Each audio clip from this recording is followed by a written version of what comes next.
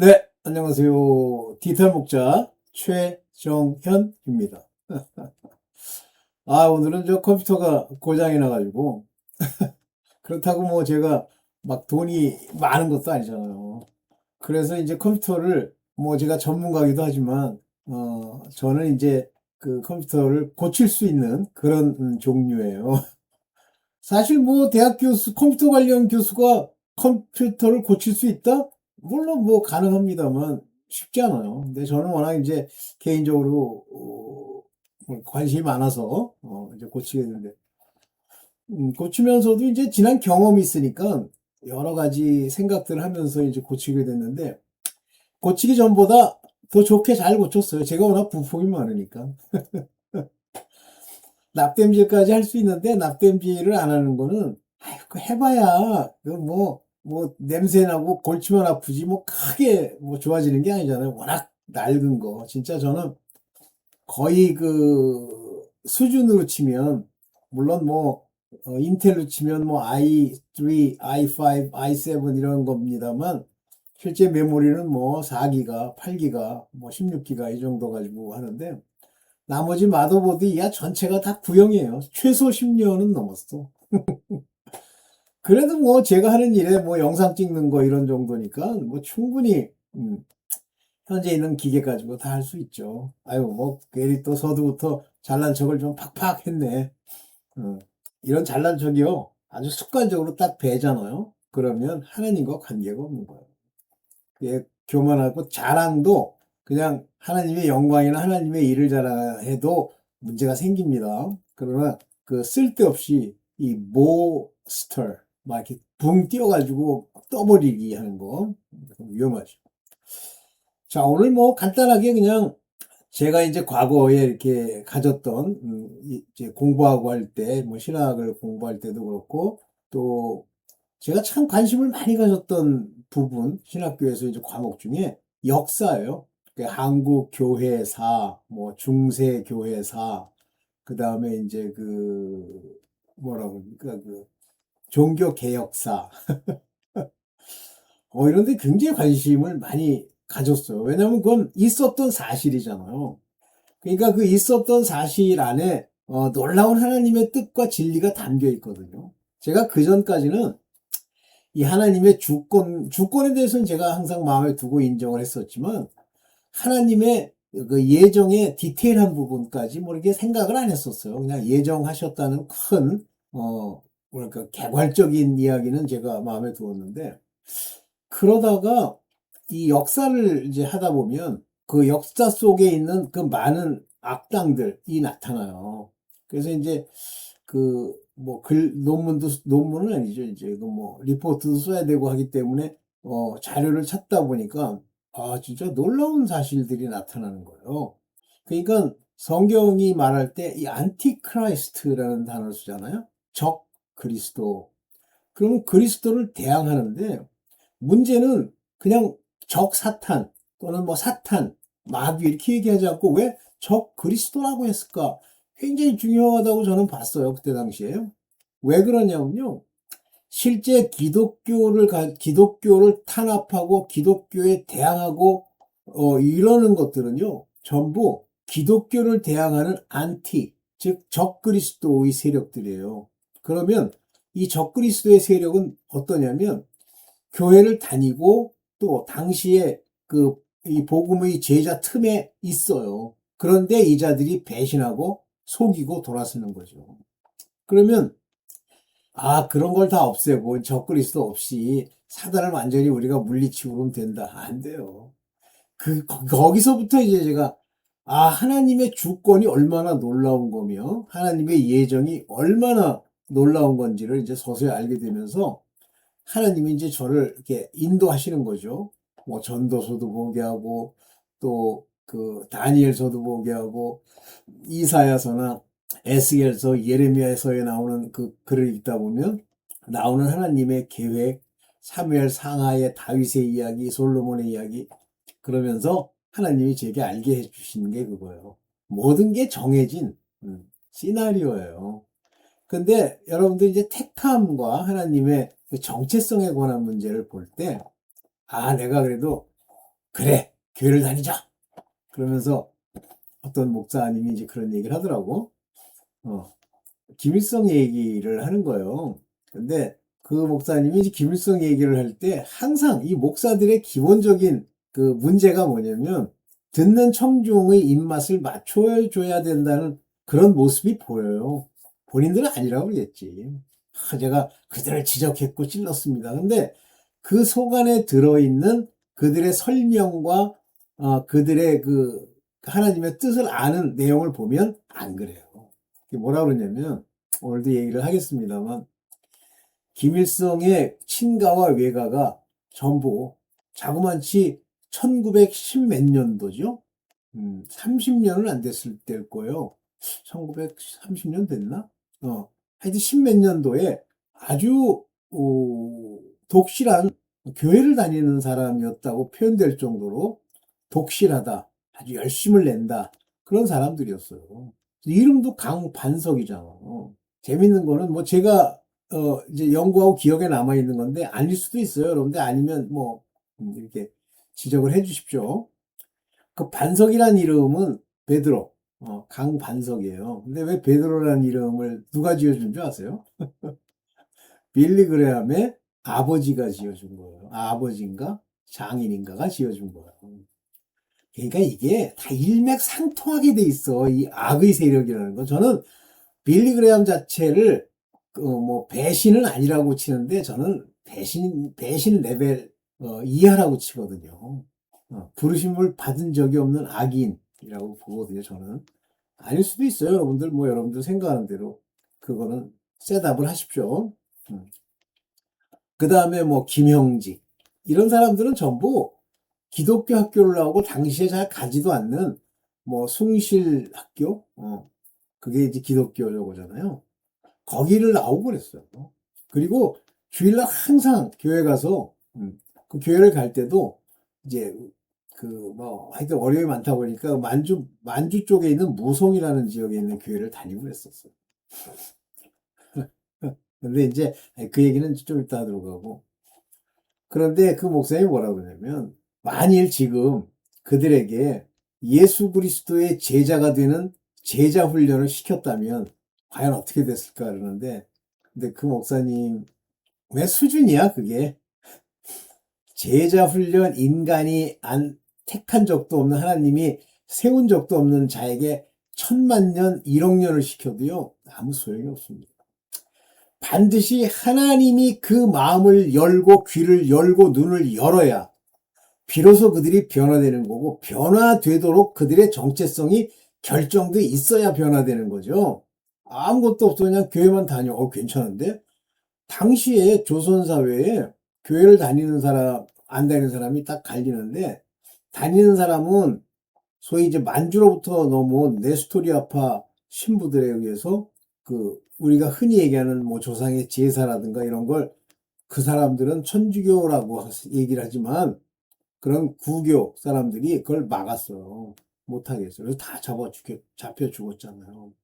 그런데 일부 중에는 그걸 뭐랄까 옳게 받아들이는 사람도 있죠. 그 차이가 뭡니까? 이런 차이는 하나님이 인간의 부르심과 택하심의 주인이라는 사실이에요. 하여튼 그 하나하나 저는 뭐 한경진 목사가 목사로서의 일을 오랫동안 했다 이렇게 얘기를 했지만, 이제 그분이 보여주었던 그 신사 참배에 관한 이런 걸 보면 그분들은 일종의 종교인으로서 뭐 열심을 냈다고 봐야 되나요? 저는 부르심은 없었다고 보여요. 근데 그런 사람 많죠. 열심. 그 다음에 자기네들이 보는 그 종교관, 기독교를 종교로 보는 거죠. 종교관에서 얘기하는 열심. 이런 것들이 이제 그들을 그렇게 만들었다 이렇게 보는데, 이 부르심을 받은 그 밭의 비유를 보면 알 수 있죠. 그런데 경우에 따라서는 그들이 배운 거 이런 거에 따라서 전혀 다른 위치에서 마치 하나님을 표방하지만 실질적으로 아버지 보실 때는 그들의 그 궤적들, 그것이 열매거든요. 그 궤적들에 나타나는 거죠. 자, 오늘 여러분들과 함께 얘기를 하려고 하는 것이 오늘 제목처럼 부르심이 없어. 그런데 어떤 연유에서인지 교회를 다녔다? 어떤 연유다? 그런데 그들의 악의 축의 인물이 되었다? 그럼 뭐 어떤 이유겠어요? 가라지로서 이 세상의 안티크라이스트, 적그리스도가 되기 위한 그 길을 밟는 그런 악인의, 시나리오에 나와 있는 배우죠. 그걸 자꾸만 제자 교육을 시켰으면 그 역사가 어떻게 달라졌겠냐. 안 달라져, 이 사람아. 나 그 목사 그거 참 그래도, 그런 걸 지적하고 한다는 게 참 대단한데, 목사들의 한계예요, 한계. 그러니까 목사님들이 그 한계를 만약에 두드려 부셨다. 음? 그러면 한번 생각을 해보세요. 돈벌이가 됩니까? 사람이 뭐예요? 그들이 교육받은 기본은 뭐냐면 사람을 모아서 가르치는 자격자라고 자기 스스로 생각하는 거예요. 자기가 하나님께 쓰임 받았다고 말로는 하지만 실질적으로 그분들은요, 하나님이 쓰임에 합당하게 종으로서의 역할을 하는 게 아니에요. 같은 선지자라도 예레미야나 에스겔이나 심지어는 이사야나 한번 보세요. 다 잡혀 죽잖아요. 이사야는 나무에 숨었다가 그 나무를, 그것도 자기 손자야. 손자가 왕이잖아요. 아상가, 걔가 그 소나무를 톱으로 켜가지고 이사야를 반쪽 내 죽였어요. 자기 손자가. 에이, 모르는 소리들 자꾸만 하는 거예요. 예레미야요. 진짜 구덩이에 던져가지고 죽으라고 놨는데 하나님이 그를 아직 그 임무상 살리겠다고 해서 그가 산 거지.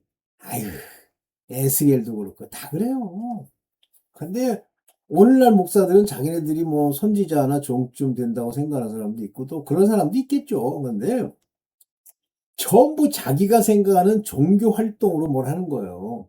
그 어떤 목사님은 자기가 일평생 가난하고 어려운 자들 막 술 먹고 이러는 사람들을 살리기 위해서 자기가 일평생을 바쳤다는 거야. 그래서 돈 벌면 식사도 대접하고 그 사람들에게 뭐랄까 술을 끊을 수 있는 재활운동도 자기네들이 하고 했다는 거예요. 근데 여러분들 그 슈바이처를 한번 생각을 해보세요. 그는 의사였어요. 근데 이제 우리가 오늘날 그의 사상을 자유주의 목사라고 부르죠. 자유주의라는 게 뭐냐면 내가 하겠다라는 거예요. 그래서 슈바이처가 아프리카에서 선행을 많이 했잖아요. 그 사람들 고쳐주고 하고 이렇게 열심히 많이 했잖아요. 그렇지만 그렇게 열심을 내고 고쳐주고 했지만 리빙스톤이 저는 그렇게 생각합니다만 천국 갔을까요? 리빙스톤이랬죠. 슈바이처. 리빙스톤도 마찬가지. 머릿속에 리빙스톤이라고 생각하면서 말로는 슈바이처. 그랬을까요? 이 세상에 굉장히 유명하고 나름대로 우리가 사람들이 볼 때 사람들의 보이기에 괜찮은 목사들이요. 서기관, 바리새인, 사두개인일 가능성도 많아요. 자기가 하는 거예요. 자기가 노력하고 자기가 돈 들이고 자기 만족에 목표를 하는 거예요. 그 사람들 자기 만족. 내가 그래도 이만큼 했는데 가난하면 가난할수록 또 더 좋지. 왜냐면 자기의 이렇게 어려운 중에도 했다. 그거는요. 모르겠어요. 그거에 대해서 하나님이 어떻게 평가하시는지는 하나님의 뜻 중에 있지만 제가 지금까지 깨달음 받고 아는 그런 하나님의 일꾼으로서는 안 맞는 거예요. 우리는 오직 순종입니다. 어려워도 아멘. 잘 풀리면 그 잘 풀린 것 가지고도 아멘. 넘치면 나를 돌아보고 내가 혹시 악인이 아닌가 이렇게 돼야 돼요. 그래서 교회를 다녔다. 그 다음에 솔직히 얘기하면 김일성은 모태신앙 아닙니까? 아니 그 둘이 강반석이라는 사람이랑 김영직이 결혼해갖고 김일성이 형이고 김영주가 동생이에요. 걔네들을 낳았으니까 한마디로 김일성은 모태신앙 아니에요? 아유, 심각한 거지. 아유, 오케이. 오늘 그런 얘기를 이제 조금 한 몇 가지만 얘기를 해보고 이제 가겠습니다. 지금 오늘 얘기하려고 하는 분들은 요분이에요. 교회를 다닌 독재자. 첫째는 한국의 김일성이죠. 저는 그 친가나 외가나 악당이라고 하는데 제가 연구하고 했던 내용, 기억에 남은 내용만 얘기할게요. 틀리면 얘기해 주세요. 그 다음에 이제 루터란. 마르크스입니다. 마르크스는 제가 어떤 분이 글을 썼길래 오늘날 한국의 정치 현실에 대해서 제가 이 마르크스의 행적에 대해서 얘기를 했는데 글로 쓰다 보니까 길게 못했고 오늘 말로 하니까 좀 길게 할게요. 그 다음에 동방정교회 교인이었던 스탈린입니다. 이 스탈린의 아내는요 굉장히 독실한 뭐 우리가 겉으로 볼 때는 동방정교회 교인이었고 스탈린을 교회에 이렇게 다니게 하기 위해서 스탈린을 신학교까지 그 엄마가 이렇게 해서 보냈어요. 그래서 엄마도 동방정교회의 독실한 크리스천이라고 아내도 그랬습니다. 근데 아내가 일찍 죽죠. 어쨌든 그 얘기는 좀 이따 합시다. 네. 먼저 이제 한국의 김일성의 친애가에 대해서 먼저 얘기를 하겠습니다. 보겠습니다. 자, 김일성이라는 사람의 친가, 외가가 있어요. 친가가 김영직이에요. 그 아버지가. 그런데 여기 보세요. 평양의 기독교 학교인 숭실중학교를 나왔고요. 그 다음에 이제 이 김영직의 집은 좀 가난했다고 그래요. 근데 이 부친 김영직의 이 사람들은 좀 강반석이랑 결혼을 했지만 그렇게 부유한 편은 아니고 그렇게 뭐 교육을 많이 받은 편은 아니었나 봐요. 그 다음에 나중에 이제 명신신학교의 교사를 지내기도 했었죠. 다시 말하면 기독교 계통에 사실 1910 몇 년도에 기독교에 있었다 그러면 그거 대단한 인물들입니다. 생각을 해보세요. 사람들이 좋아하기를 합니까? 그들을 높여주기를 합니까? 아니면 일본이 걔네들을 놔두기를 합니까? 그래서 기독교를 전파할 지도자 양성의 교육기관으로서의 이 지금 숭실대학교 또는 숭실 학원을 나왔을 정도니까 김영직이라는 사람은 기독교가 대중화되지 않은 시기에 그 기독교 신앙에 을 열심을 냈다는 걸 말해주고 있죠. 그런데 김영직에 대해서 하나 모르는 게 있어요. 저는 이제 김영직을 연구를 했다기보다 김일성을 연구하다가 그 아버지 김영직에 대해서 이제 나왔는데요. 이 김영직이가 사실은 의사, 그러니까 우리가 말하는 현대적 의미의 의사로서의 역할을 했다기보다는 어쨌든 의료와 관련돼 있는 그런 직업을 가지고 했어요. 근데 그때 의료 자격증이 필요했죠. 자격증이 있어야만 이제 치료가 가능했나 봐요. 그런데 이 김영직이가요. 소위 의사 면허를 삽니다, 일종의. 어디를 졸업한 것처럼 꾸미냐면, 그 당시에 의대가 있던 데가 연세대 세브란스, 그 연세대 연희 전문의 대학을 나온 것처럼 저 사람이 이제 서류를 사가지고 속여요. 그리고 나중에 이제 의료 행위를 하는 합법성을 거기서 얻죠. 그래서 김영직은 그 이후에 돈을 많이 법니다. 그래서 그 부친 김영직이 일찍 죽어요, 근데. 일찍 죽지만 어쨌든 돈을 많이 벌었어요. 그게 바로 그, 친가 김영직이라고 하는 사람의, 그 김일성의 그 부친 계열입니다. 그러니까 우리가 언뜻 당시 사회로 보면 신앙의 독실성을 말해주는 거고, 김일성은 모태신앙을 말해주는 거죠. 그 강반석을 볼까요? 그 외가 강반석은 그 엄마예요. 근데 여기 이제 32년 만주 무송에서 40대의 나이로 병으로 사망했다는데 그전에는 그 북한 지역에 살다가 32년도니까 이제 핍박이 심해지니까 교회가 바로 그 압록강 두만강이 있는데 두만강을 건너가면 바로 무송이라는 데가 나오고 그 무송이라는 곳에서 교회 생활을 했어요. 그러니까 그 어렵던 시절에 말 그대로 반석이잖아요. 거기서 교회 생활했다. 그러면 이 강씨 집안은 어떠냐? 강씨 집안은요. 당시에 그 지식인 집안이에요. 그리고 그 이 강씨 우리가 말하는 이제 그 북한의 기독교를 이제 말살시키는 그런 그 강반석의 그 동생인지 형인지 뭐 그런 사람들인데 걔네들이 전부 하나같이 장로요 목사요 그랬어요. 그래서 김영직은 이제 26년에 32살의 나이로 죽었죠. 만주 무송에서. 그래서 이 만주 무송의 엄마를 따라 김일성이가 태어나서 14살 때 죽었다 그러니까 태어나서 14살이 될 때까지 이 무송에 있는 교회를 다녔어요. 그래서 나중에 이제 김일성이 그 자기 자신의 페이보릿송 찬송가예요. 그리고 그래서 김일성 대학에 바로 종교학과라는 걸 세워갖고 그 종교학과의 뭐 주임 교수라고 그래야 되나? 걔가 바로 그 빌리 그레함의 장인인 걸로 저는 알고 있어요. 아버지인가? 그랬습니다. 자, 그러면 이쯤 되면 강반석, 김영직 이쯤 되면 이 김일성은 어때야 돼요? 절실한 기독교인이 돼야 되죠? 하나님의 부르심과 택하심에 합당한 인물이 돼야 되죠? 전혀 안 그래요. 전혀 안 그렇습니다. 여러분들 이 점에서 여러분들 좀 신경을 쓰셔야 돼요. 아유, 전혀 안 그래요. 이런 김일성이가 나중에 이제 그 강반석, 강씨 집안에 그 조선인민기독교 총대장이 하나 나와요, 강씨. 제가 이름이 또, 이름만 기억하려면 기억이 안 나. 김 누군데, 강 누군데, 그 인간이 이제 소위 그 조선의 그 기독교 여러 교파들을 완전히 개차반을 만들죠. 그러니까 김일성의 우상숭배의 모든 근거가 된 것이 성경이었죠. 성경을 가지고 우상숭배를 하는 거예요. 안티크라이스트. 아주 전형적인.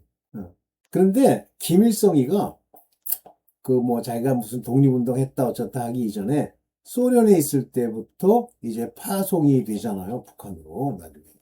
한번 생각을 해보세요. 우리는요, 길이 아니면 같이 멍에를 메거나 밥을 먹거나 같이 대화를 나누면 안 됩니다. 그러면 당시 소련이라고 하는 나라가 어떤 나라예요? 이제 스탈린 얘기를 하겠습니다만, 스탈린이라는 악당 중에 악당, 속이요, 마귀가 꽉 찬 악인이에요. 그 딸도 두려워했고, 아들도 두려워했어요. 그래서 아마 제가 알고 있기로는 뭐 아들이나 딸이나 아마 전부 다른 나라로 갔을 겁니다. 그 스탈린이 자기 아내가 죽으면서 돌아버려요. 신학교도 나온 놈이에요.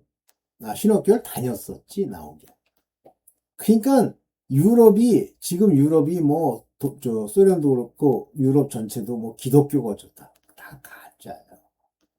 거짓의 반석 위에 세워진, 모래에 세워진 나라들입니다. 그러니까 자꾸만 뭐 성전 무슨 뭐 쾰른 대성당 저도 한번 가본 적이 있는데 대단해요. 번쩍번쩍해요. 쾰른 대성당 같이 져가지고 막 온갖 예술가들이 뭐 건축 가짜예요. 이 속이 아버지로 말미암아 그 정체성을 얻어 된 자들은요 그런 짓 안 해요. 뭐 건물 높이 세우고 이런 거 안 해요. 하나님 앞에 바르게 순종하는 자가 되려고 하지. 에이, 여러분들 진짜 그걸 정확하게 아셔야 됩니다. 큰 교회 막 돈이 막 넘친다. 진짜 조심하십시오. 제가 이제 이 부분에서 제가 나름은 존경까지는 아니지만 상당히 그 호감을 갖고 듣는 그 목사님이 계세요. 여자 목사님. 그런데 사단이 주는 세 가지 상이 있대. 그게 뭐냐면 가난과 병 이거래. 나머지는 하나는 기억이 안 나요. 웃기는 소리 하지 마십시오. 당연히 가난도 두 종류가 있어. 하나님이 고난을 통해서 주시는 가난, 그러니까 돈이라면 환장을 하기 때문에 그걸 끊게 하기 위한 그 고난과 징계의 가난이 있어요. 그렇지만 먹고 입고 쓸 만큼 줍니다. 풍족하게 받으면 그건 악인이에요. 그럼 사단은 모든 사람에게 막 돈을 뺏고 가난을 주느냐 아니에요. 자기가 쓸만한 인물한테는 돈을 막 퍼넣어 줍니다. 그런데 자기가 볼 때 별 볼 일이 없잖아요. 그러면 이제 가난을 주는데 마귀가 가난을 주는 게 아니라니까. 자꾸만 그분도 뭐 마귀로 뭐 이래서 마귀를 이롭게 하기 때문에 가난을 준다. 그런 게 어딨니? 하나님의 법 가운데 가난을 불러일으키는 그와 같은 죄를 저지르고 돌아다니기 때문에 마귀가 그를 참소해서 그의 돈을 빼앗고 가난과 어려움을 주는 거예요. 만약에 그 사람이 지족하는 마음이 있어. 지족해. 저 가난해도 즐겁게 생각해. 마귀가 건드린다고요? 못 건드립니다. 진짜 제가 그 목사님들 중에 우리 그 뭐 브라이언 박이라는 목사를 훌륭하게 생각하는 게 뭐냐면 그분은 깨달은 분이에요. 뭐라 그러냐면 그 설교에서 마귀가 사단이 악령이 할 수 있는 일 한 가지뿐이에요. 속이는 거래. 와, 나 그런 얘기 하시는 분 처음 봤어. 맨날 연구해가지고 무슨 뭐, 마귀는 뭐 이렇게 해서 자기가 뭐 가가지고 막 기도를 했더니 뭐 왜 소리 지르고 나갔다고 다 가짜요. 걔네들이 연기하고 쇼하는 거예요. 그 사람 속이려고. 벌써 소리 지를 것도 없어. 아예 그분이 있을 때 그 근처에서 얼쩡거리고 왔다 갔다 할 수는 있지만 바울이 안 쫓잖아요. 에베소 교회 그 주인에게 일을 주는 귀신 들린 여자가 쫓아다니면서 저는 거룩한 자여 어쩌고 그러는데 바울이 이런 더러운 귀신 지금 떠나가라! 그렇게 소리 질렀어요? 아니에요. 몇 날 며칠을 괴롭게 하는지라 바울이 그에게 명하여 이르기를 그에게서 나오라 라고 얘기했더니 나가버린 거예요. 제발 정신 좀 차리세요, 여러분들. 물론 그런 사역을 하시는 분 입장에서는 막 자기가 뿌듯하겠지. 막 소리 지르면 왜 그러고 나가고 막 어떤 사람은 난 병이 나았어요 막 그러고 정신 차리세요. 오케이, 오케이. 이제 그렇게 되는 겁니다. 그래서 하나님이 어, 모든 것에 그 법을 주셨고 그 법을 따라서 결정되는 거지. 뭐 사람이 어떻게 했더니 뭐 이렇게 되고 사람이 저렇게 했더니 이렇게 되고 no. 자, 교회를 다녔다고 하는 이 독재자들도 이 모양인데, 누군들, 오늘날 교회 다닌다고 왔다 갔다 하는 인물 중에, 악당들이 얼마나 많습니까? 아이, 어떻게 해서든지 뭐 거기 의지해서 잘 돼 보려고, 근데 잘 돼 보려는 마음도 없어요. 그냥 다니는 거예요. 관심이 없는데, 하나님 말씀에, 예. 자, 두 번째 이제 사람 한번 봅시다, 여기. 김일성은 뭐 저 정도만 해도 되지 않겠나 생각을 하고요. 먼저 이 루터란의 마르크스 행적을 좀 얘기를 해볼게요. 제가 이제 마르크스에 대해서 얘기를 많이 했는데 원래 마르크스는 루터란 교회를 열심히 다니고 있는 집안의 장남이에요. 그래서 그 아버지도 그렇고 뭐 엄마도 굉장히 열심을 내고 그 동생들도 굉장히 열심을 내요. 그런데 그 다니면서 그랬는데 당시 시대상이 뭐냐면 이 마르크스 같은 인간들을 데려다가 이제 이 세상을 망하게 해야 되는 그런 악당으로서의 택함을 받은 거예요, 마르크스가. 그래서 그 마르크스가 하루는 그때 당시에 뭐가 유행했냐면 사회적 진화론이라는 게 유행했어요. 그러니까 진화론이 나왔어. 그거는 생물학적 진화론이잖아요. 그런데 마귀가 이거를 딱 취하는 거야. 오케이, 이거 이용해가지고 인간을 완전히 망하게 만들어야지. 그래서 사회적 진화론, 즉 계급의 진화, 그러니까 모든 이 삶을 사람의 관점에서 보게 만드는 거예요. 이게 사회적 진화론이라는 겁니다. 왜냐하면 근데 가만 보면 말로는 그럴듯한 게 사회가 점점 진화한다고 보는 거야. 옛날엔 가난했는데 점점 부유해지고 하나님의 주권을 인정하지 않고 인간이 소위 말하는 변증학적, 아시죠? 변증학. 이 정과 반, 그리고 합이 이루어지는 이런 변증학적 역사의 발전으로 인해서 진화한다라고 하는 생각을 거기다 쑤셔 넣은 것이 사회적 진화론입니다. 근데 이 마르크스가 뭐라고 그러냐면 자기 아버지한테 아버지도 뭐 그렇게 강요하거나 하는 사람이 아니었다고요. 그 아버지한테 아버지 이제 저는 하나님을 발견했어요. 그랬더니 아버지가 그래? 바로 사회적 진화론이 하나님이라고 본 거예요. 그러니까 걔는 처음부터 교회를 백날 다녀도 아버지를 알지도 못하고 아버지께 순종하는 것을 배운 적도 없고 부르심과 택하심은 둘째치고 아예 하나님과 관계가 없는 자들이에요. 그 속 안에 썩은 거. 그래서 사회적 진화론으로 이 세상이 변화한다는 것을 그가 취하면서 자기는 이제 교회를 다니지 않겠다 선언을 해요. 근데 그 아버지가 허락을 하죠. 그래, 그럼 네가 원하는 길로 가. 근데 그거는 뭐 제가 볼 때도 그때부터 이 인간이 이제 소위 신문 같은 걸 만들어 가지고 소위 선동을 시작하는 거예요. 선동이지. 뭐 사회적 진화론을 쓰고 그래서 좌파 매체에 이 인간이 가가지고 그런 걸 호혜로 만들어서 뿌리고 당시 사람들이 안 읽었겠지. 그리고 꼭 하면 이제 그 당시에도 뭐 경찰이 있거나 정부가 있었을 테니까 거기에 막 대항하고 박치기 하고. 그러니까 성품이요. 이 좌파나 이 악당의 성품은요. 항상 악해요, 소관이. 그러는 거야. 그래서 독일에서 이제 아주 요주 인물이 돼요. 그러니까 이 인간이 어디로 도망가냐면 네덜란드로 도망갑니다. 여러분도 아시다시피 뭐 네덜란드나 오스트리아나 이거 전부 독일계 언어를 쓰는 그런 나라들이죠. 게르만. 그 다음에 이제 벨기에는 네덜란드에서부터 떨어져 나온 건데 묘하게 프랑스 말을 써요. 희한하죠? 왜냐하면 벨기에가 이렇게 떨어져 나올 때는 네덜란드로부터 남부에 있었거든요. 그래서 벨기에가 남부에 있는데 어, 프랑스랑 가깝게 있기 때문에 떨어져 나간 거예요. 다투지 않고. 그 반면에 북쪽은 이제 독일과 관련이 많아서 독일계 언어, 독일어를 쓰는지 그것까지는 제가 잘 모르겠어요. 독일계 언어를 씁니다. 오케이. 그렇게 네덜란드로 가서 또 네덜란드에서 온갖 말썽을 다 펴요.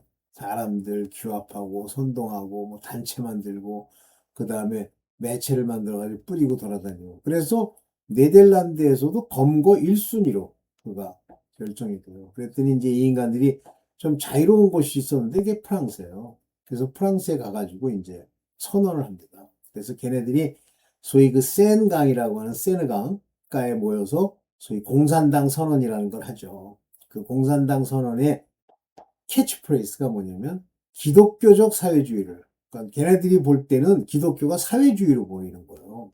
기독교적 사회주의를 뭐로 바꾸겠다는 거예요? 과학적 사회주의. 자기네들은 과학적이고 기독교는 기독교적 사회주의. 자기네들이 만든 과학적 사회주의로 바꾸겠다. 근데 그 과학적 사회주의라는 게 뭐냐면 바로 사회적 진화론에 의한 유물론, 유신론과 유물론인데 유신론, 하나님이 세상을 통치하고 주권적으로 이끌어간다는 걸 반대하면서 물질, 사람 이런 것들이 이 세상을 그렇게 변화시킨다라고 하는 소위 안티크라이스트적 하나님을 반대하는 유물론적 사회관, 유물론적 진화론을 전개하죠. 여러분들 이게 좌예요, 좌파. 그래서 당시에 우라고 하는 건 성경에도 늘 right hand, righteousness. 이게 좋다는 뜻인데 걔네들이 하나님의 반대를 하기 위해서 left라는 단어를 쓰는 거예요. 좌파. 그들은 특징이 뭐냐면 하나님을 반대하는 자들. 하나님을 대적하는 안티가 나오는 거예요. 그리고 걔네는 하나님은 항상 사랑이라고 하는 믿음으로 역사하는 사랑을 선으로 보는데 걔네는 그게 없어요. 목적을 위해서는 온갖 수단 이런 걸 다 써도 좋다 이렇게 생각을 하는 거예요. 악 중에 악이죠. 지금도 뭐 기독교 우리 한국 기독교 안에 뭐 좌파들 있다. 조심하세요. 걔네들과 같이 멍에 매지 마세요. 같이 있지 마세요. 싸울 필요도 없어요. 어차피 죽을 겁니다. 별 말썽을 다 피운다. 왜 말썽을 피우냐면 걔네들이 목사가 거기서도 돈벌이가 되겠다고 생각을 하기 때문에 그래요. 만약에 목사가 그거에 대해서 분명한 선을 그으면 그들이 나갑니다. 거꾸로 교회를 바꿀 수는 없어요. 오케이.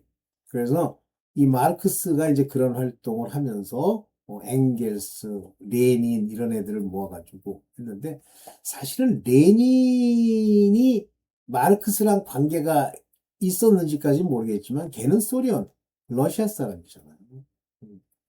그래서 이제 레닌이 소위 말하는 그 볼셰비키라는 게 이제 민중이란 뜻이잖아요. 걔네들을 이용해서 바로 그 마르크스의 사상을 이제 받아들이죠. 그러면 이제 마르크스 개인의 집구석의 문제를 한번 봅시다. 아들도 있었고 딸도 있었고 있었는데 전부 암으로 죽어요. 전부는 아니고 상당수. 자기 딸내미 중에 하나만 빼고 나머지는 전부 똑같아. 마르크스랑 똑같아. 사회주의 운동하고 세상 개혁하겠다고 난리치고 그러다 전부 암으로 죽어요. 어, 무섭죠? 그래서 죽고 교통사고로 죽고 자살해 죽고 그러니까 마르크스 자손의 특징이 뭐냐면 성경이 말하는 온갖 질병과 자살로 그 집안이 막 초토화가 납니다. 그래서 말년에 마르크스의 삶은 자기가 아무리 뭐 뭘 주장해도 자기가 낳았다는 자녀들이 그렇게 죽으니까 괴롭죠. 그 와이프도 일찍 죽었어요. 이게 마르크스의 인생이에요. 그 인간이 이제 끝까지 살아남다가 나중에는 그 사람 죽죠.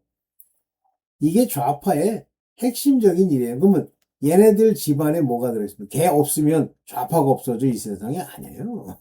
그거는 하나님의 주권적 시나리오 안에 들어있는 거기 때문에 마르크스가 없으면 마르크스 한 4촌쯤 되는 놈이 난리치고 꼭 나타나게 돼 있는 거예요. 그래서 악은 악을 계승하고 이렇게 돼 있는 거죠. 네. 그 다음에 이제 여러분들이 신경 써야 될 게 스탈린인데요. 여러분들 스탈린이 기독교랑 관계가 없다고 생각하시는 건 아니시죠? 이 스탈린은 조금 아까도 좀 잠깐 얘기했지만 스탈린은 그 엄마가 뭐 우리식 표현으로 치면 독실한 분이세요. 그래서 스탈린이 기독교에 기반을 두어서 이렇게 변화되길 바랬죠. 그래서 스탈린도 신학교를 다녀요. 근데 안 맞는 거지. 이미 악인으로 이렇게 뭐 사탄이 택했다고 그래야 돼. 택한 거예요. 그래서 스탈린의 특징이 아무도 안 믿잖아요. 그리고 무조건 다 죽이잖아요. 그리고 생각이 교묘하고 이 스탈린이. 그러니까 레닌 이후에 스탈린이 나오게 되는데 이 레닌은 소위 그 마르크스의 공산주의 사상을 받아들여 가지고 있는데 원래 스탈린의 기본 성품으로 치면 레닌을 벌써 구워 먹었어야 돼. 그런데 이용할 가치가 있다고 생각하니까 레닌을 이 관에 담아가지고 뭐 화장시켜가지고 이제 끝까지 우상화 하잖아요. 스탈린. 저 아주 교묘한 놈이에요. 그래서 아들 하나 있었고 딸 하나 있었는데 그들이 아버지를 두려워하죠. 그러니까 악마가 꽉 찬 거야, 안에. 그가 2차 대전 때 하는 행실을 보세요. 악이. 근데 스탈린이 뭐 대단해서 뭐 능력이 있어서 그 2차 대전 때 독일을 그렇게 한 게 아니라 하나님의 주권적 역사 속에 보면 저런 인물이 나타나야 되는 거예요. 정확하게 70년인가 80년간 유지되다가 망했잖아요. 스탈린. 자, 그러면 이제 이걸 없애고 아주 죄송합니다. 결론을 한번 지어볼까요? 내가 멋있죠? 여러분들 교회 다닌다고 되는 게 아니에요. 저를 전도하기 위해서 제자 교육을 시켰다면 어떻게 됐을까? 스탈린한테 제자 교육을 진짜 1000년 시켰어. 그래, 스탈린이 뭐 1000년 동안 제자 교육을 받아. 소용없어요. 어떻게 해서든지 안티크라이스트가 되는 거예요. 그뿐입니까? 히틀러도 그렇잖아요. 히틀러. 독일의 그 성품들. 여기 철십자가. 그 구부러진 십자가도 희한하죠. 왜? 같은 십자가도 왜 구부러진 십자가를 씁니까? 희한하죠. 하여튼. 그래서 종교를 등에 업고 가는데 그때 나타난 종교가 바로 로만 캐톨릭이죠. 캐톨릭이 정상이 아니에요. 오케이. 자, 교회 다녔다고 되는 게 아니다. 반드시 부르심과 택하심의 정체성이 있어야 되고 안 그러면 쓸모가 있는 놈이다 싶으면 악의 축으로 바뀌고 지금 그 인간들이 지옥에서 받는 그 형벌을 여러분 마음에 새기십시오. 네. 오늘 좀 길어졌으니까 여기까지만 하겠습니다. 감사합니다.